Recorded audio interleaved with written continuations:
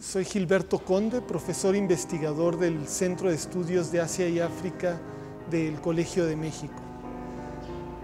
Me especializo en temas de política del Medio Oriente, movimientos sociales, movimientos populares y también las relaciones entre los países por recursos estratégicos, particularmente el agua.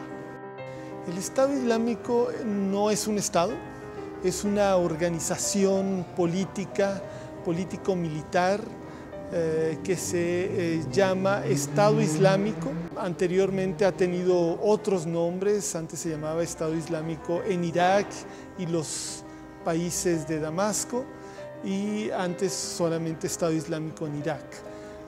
Se originó como la sección en Irak de Al-Qaeda, y después, cuando hubo el levantamiento popular en Siria, se fueron a Siria a combatir, y ahí en Siria cambiaron de nombre para adoptar el nombre de Estado Islámico en Irak y los países de Damasco, que incluyen Siria y otros territorios ahí cercanos.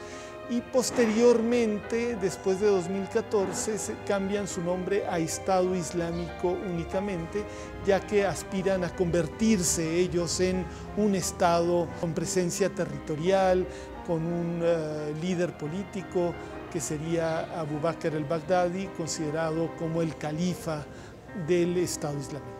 Estado Islámico es una organización ante todo militar, político-militar, que se funda en Irak con financiamiento de algunos países o de gente muy rica de algunos países del Golfo, de países como Arabia Saudita, Kuwait, Emiratos Árabes. Ese financiamiento lo usaron para combatir primero en Irak tanto la ocupación estadounidense, pero también al gobierno de Irak, al que consideraban un gobierno chiita y que no era conforme con su visión de la religión.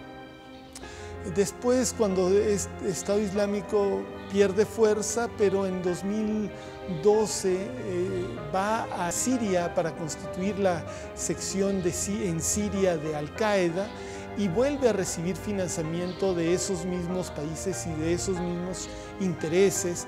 Posteriormente ocupa regiones donde hay petróleo y empieza a exportar petróleo, y de ahí también saca mucho dinero, aparte de secuestros y otras actividades.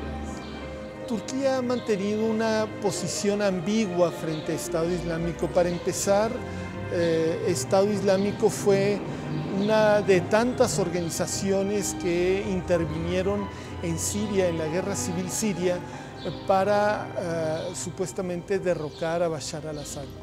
Entonces, una serie de países están apoyando los esfuerzos en contra del gobierno sirio, incluyendo a Irak. Entonces, Irak apoyaba a todas estas organizaciones que peleaban en contra de Bashar al-Assad, incluyendo a Estado Islámico, al igual que otros países que ya mencioné.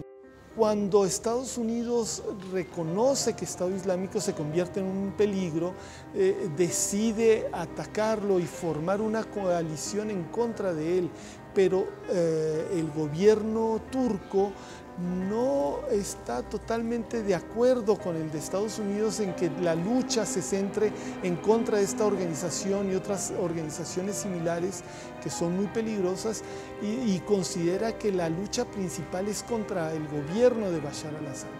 Y es en ese momento en el que el gobierno turco decide no apoyar, primero no apoya el esfuerzo en contra del Estado Islámico, y después lo apoya, pero de una manera bastante limitada. Estado Islámico, como decía, tiene varias fuentes de financiamiento, incluyendo el cobro de impuestos de una manera más o menos obligatoria, o definitivamente obligatoria. Cobran impuestos también. Esta es una fuente de financiamiento.